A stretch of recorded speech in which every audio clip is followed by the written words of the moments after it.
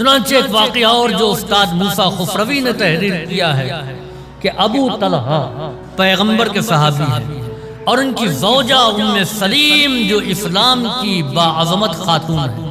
ابو طلحہ کا ایک بیٹا تھا، جوان بیٹا، اور وہ بیٹا بیمار تھا۔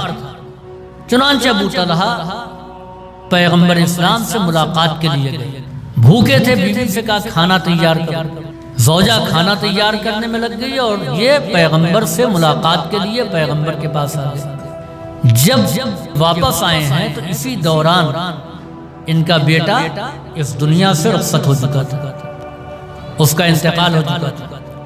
زوجہ نے یہ کیا کہ اس بیٹے کو چادر سے ڈھک دیا اور دسترخوان بچھا دیا، کھانا حاضر کر دیا۔ شوہر کو جوان بیٹے کے انتقال کی خبر اس لیے نہیں دی کہ اگر یہ خبر سن لیں گے تو کھانا نہیں کھائیں گے، بھوکے ہیں۔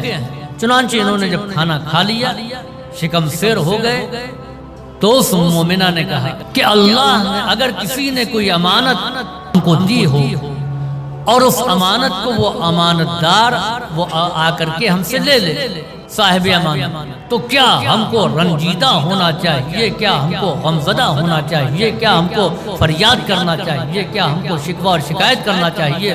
اس نے کہا بالکل نہیں، جس کی امانت تھی اس کو حق ہے جب چاہے اپنی امانت کو لے لے۔ کہ اللہ نے امانت کے طور پر ایک بیٹا ہم کو دیا تھا اور اس امانت کو پروردگار نے واپس لے لیا، اس کا لاشا حجرے میں رکھا ہوا ہے۔ کہ کب انتقال ہوا؟ کہ جب تم چلے گئے تھے اس وقت انتقال ہو گیا۔ کہ فوراً کیوں نہیں خبر دی؟ کہ اس لیے کہ آپ بھوکے تھے، آپ خبر سن لیتے تو آپ کھانا نہیں کھاتے، آپ کھانا نہیں کھاتے، لہٰذا ہم نے آپ کو نہیں بتایا۔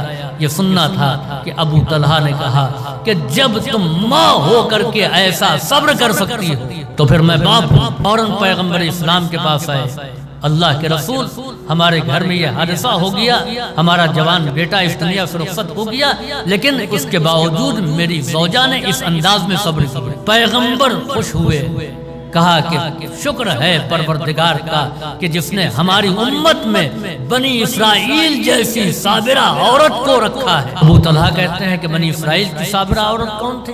کہ ایک مومنہ تھی، اس کے گھر کچھ مہمان آئے ہوئے تھے، اس کے دو بیٹے تھے، دونوں بیٹے کھیلتے ہوئے کنویں میں گر گئے۔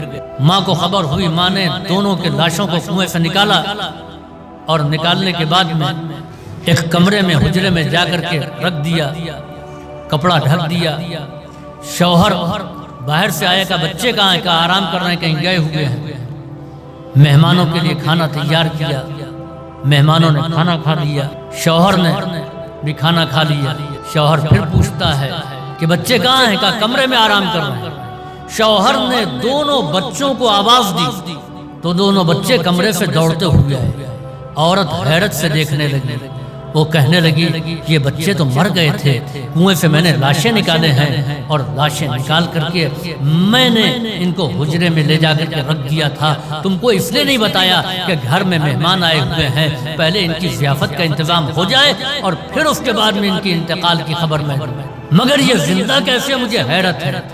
اس شخص نے اس دور کے نبی سے پوچھا، نبی پر وحی ہوئی کہ کیونکہ اس نے صبر کیا، مصیبت کے مقابلے میں ثابت قدم رہی، لہذا پروردگار عالم نے ان بچوں کو اس صبر کے نتیجے میں ان کی زندگی پلٹا دی، ان کی زندگی کو واپس کر دیا۔ تو عزیزوں یاد رکھیں کہ صبر عظیم ترین نعمت کا نام ہے۔